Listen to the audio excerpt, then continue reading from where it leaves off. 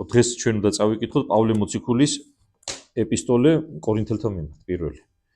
ნუ პირველი თავში რაღაცა მნიშვნელოვან მომენტებზეა გამახვილებული ყურადღება და როგორც ჩვენ საუბრებში რაღაც ასეთი მეთოდს მივმართავთ, რომ თავიდან ბოლომდე ახლა არ ვაკეთებ მხოლობრივად განმარტებას, იმიტომ რომ წმინდა წერილი განმარტება წმინდა მამებს ისეთი ვრცელი აქვს მოცემული, შეუძლებელია ყველა წმინდა მამის მოსაზრება, რომელიც ერთმანეთს კი არ ეწინააღმდეგეთ, ერთმანეთს ავსებს, ახლა მოვიყვანოთ, მაგრამ მნიშვნელოვან მომენტებზე ვაკეთებთ მხოლოდ აქცენტს და ყურადღებას ვამახვილებთ რა.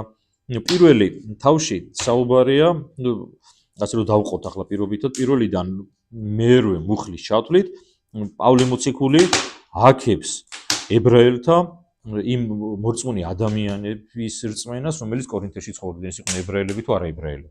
მაგალითად მეორე მუხლში ასეთი რაღაცა წერია, რომ პავლე ეუბნება ეკლესიასა, ღვთისასა, რომელი არის კორინთში და განწმენდილთა ქრისტე იესუის მიერ ჩინებულთა წმინდათა ყოველთა თან, ანუ იმ ხალხს, ვინც ცხოვრობენ კორინთში, ჩინებულებს, რჩეულებს, ღვთისგან განწმენდილებს უწოდებს, ანუ აქებს ადამიანს. ანუ პავლე მოციქული ჩვენ გვასწავლის, როდესაც მიდიხარ ადამიანს ეწყებს საუბარს, განსხვავება კი არ უნდა დაუწყო თავიდან.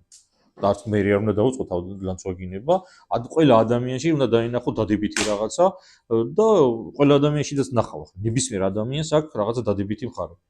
და შესაბამისად, თუ შენ გინდა ადამიანთან საუბარი, სწორედ ის დადებითი კუთხიდან უნდა მიუდგე და დაიწყო იმასთან საუბარი, თუ შენ გინდა მას და რაღაცა წარმატებას მიაღწიო და შენი საქმე მასთან მიიტანო, თორე თუ ადამიანი თავიდან ჩხუბს დაუწყებ, სამდე მართალი რო იყო, აღარ მოგისმენს მე ეს ადამიანი რა. და პავლეს ესეთი მეთოდი აქვს ქრისტიანებთან და ზოგადად ადამიანებთან საუბრის და ჩვენც უნდა შევეცადოთ, რომ ასე მოიქცეთ ხოლმე. და ნუ პირველ მერვე მუხლში არის შემდეგ რაღაცაზე გამახვილებული ყურადღება. რომელმანცა დაგამტკიცეს თქვენ, ვიდრე აღსასრულამდე უბრალოდ დღესა უფლისა ჩვენისა იესო ქრისტესისა. ანუ ყველა მორწმუნე ადამიანს ქრისტე აძლიერებს. და მართლა ჩვენ ქრისტე გვაძლიერებს ჩვენების მიერ ქმედებაში რა. ხო, მეათე მუხლიდან იწყება საუბარი ძალიან ისეთ საჭიროებათა საქმეზე, რომელსაც დღესაც აქტუალურია. მაგალითად, ადამიანები დაყოფილები რო არიან, ხო? მე მაგალითად ამის მრევლი ვარ, მე იმის მრევლი ვარ და პავლე მოციქული ასეთ სიტყვებს ამბობს, რომ მე-12 მუხლში წერია, ხოლო ვიტყვი ამას, რამე თუ კაცად-კაცადი თქვენი იტყვის ვითარმეთ, მე პავლესი ვარ, ხოლო მე აპოლოსი, ხოლო მე კეფასი, ხოლო მე ქრისტესი. ანუ ასე ჯგუფებად და დაყოფა ეკლესიაში არის მიუღებელი და ეს არ არის შემთხვევითი, ჩვენ ახლა კორინთოზე ვისაუბრეთ, კორინთი იყო ძალიან ცნობილი ქალაქი, სადაც იყო ძალიან უამრავი ფილოსოფიური სკოლა, და ეს ფილოსოფიური სკოლის მიმდევრები იყოფოდნენ, რომ ეს იყვნენ არისტოტელეს მიმდევრები, ის იყვნენ პლატონის მიმდევრები და ასე შემდეგ და ის პითაგორელები, ეპიკურელები და ასე შემდეგ და რაც მიუღებელია ქრისტიანობაში და ეკლესიაში ეს ასეთი ფორმა, როგორც იყო ფილოსოფიაში, ფილოსოფიურ და ელინურ კულტურაში მიუღებელია. აქ რატო არის ეს სახელები ნახსენები? აპოლო, იმიტომ აპოლო იყო ერთ-ერთი მოციქულთაგანი 70-ათაგან, რომელსაც ნაქადაგები ჰქონდა კორინთოში და ის ხალხი, რომელიც აპოლოს ქადაგების შემდეგ მოიქცნენ ქრისტეს ჯურზე, თავის თავს აპოლოს მიმდევრებად უწოდებდნენ. იყვნენ კეფა თქო იცით ვინ მოიხსენიება? პავლე პეტრე მოციქული. ხო, ანუ პეტრესაც ჰქონდა იქ ნაქადაგები და იყვნენ ხალხი, რომელიც პეტრეს ქადაგებით იყვნენ ქრის ჯულზე მოქცეული, ხო? ზოგი იძახოდა, რომ პავლეს მოქცეულები ვართ, იყვნენ მეო ქრისტესიო. ანუ ზოგიერთი კორინთოში ცხოვრობდა ხალხი, რომელიც ქრისტეს ქადაგების მომსწრე იყვნენ და შემდეგ მის მიმდევრებად საკუთარ თავს თვლიდნენ. მაგრამ პავლე მოციქული ასე აჯამებს ყველას, რომ ჩვენო არც განმე ყოფილსა ქრისტე, ანუ პავლე ჯვარსეცვა თქვენთვის, ანუ სახელისა პავლისა ნათელიღებთ, ნუ ზოგადად ასე აჯამებს პავლე, რომ ჩვენ ყველა ვართ ქრისტეს.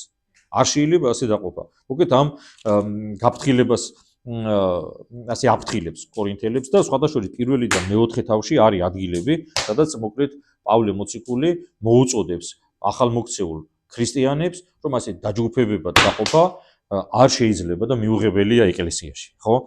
და ბოლოს 22-24 მუხლში გამახვილებულია ყურადღება იმ მოსაზრებაზე, რომელიც მოსაზრებაც იყო გაბატონებული ფილოსოფიურ წრეებში. ფილოსოფოსებს მიაჩნია, რომ ქრისტიანობა არის უბრალო ადამიანების რელიგია და მოკლედ დაბალი დონის ადამიანებად თვლიდნენ ქრისტიანებს და პავლე მოციქული მათ ამხელს და 22 და 24 მუხლები წავიკითხოთ ახლა რას ამბობს. ვინაიდან ხურიანის სასწაულს აითხოვენ და წარმართის სიბზნეს ეძიებენ. რა სიბზნეზე აქვს საუბარი?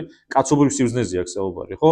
ადამიანები, რომლებსაც თავისთავად ყველაზე მაგრები ეგონათ ფილოსოფიურ სკოლებს აყალიბებდნენ, თუ ფილოსოფიურ სკოლებს მიმდევრები იყვნენ, მათ მიაჩნდათ, რომ ჩვენ მათთან ჩვენი ნაბადია, მოკლედ ასე რომ ვთქვათ რა. და ხოლო ჩვენ ვქადაგებთ ქრისტესა ჯვარცმოსა, ხურიათა სამი საცდო და წარმართა სისულელე, ხოლო მათვე ჩინებულთა ქრისტე წარმართა ქრისტე ღვთისარს და ღვთისა სიბზნე. ანუ ჩვენთვისო ქრისტეა ყველაფერი, ქრისტეა ჩვენი ღმერთი, ჩვენი შემოქმედი, ჩვენი მმართველი და გამგებელი. ასე რომ ამით ამხელს პავლე მოციქული კაცურ სიბზნეს, ხო? და ბოლოს ახლა პირველი თავი რო შევაჯამოთ, პავლე მოციქული ამ პირველ თავში ამდაბლებს ქრისტიანს, მათ სიამაყეს და მოუწოდებს ქრისტიანებს, რომ იყვნენ თავდაბლები და აჩვენებს ერთადერთი ხსნის გზა არის ეკლესიის და ქრისტეს გზა. აი მოკლედ ასე არის პირველ თავში ამ მნიშვნელოვან ფასეულობებზე, სწავლებებზე არის გამახვილებული ყურადღება.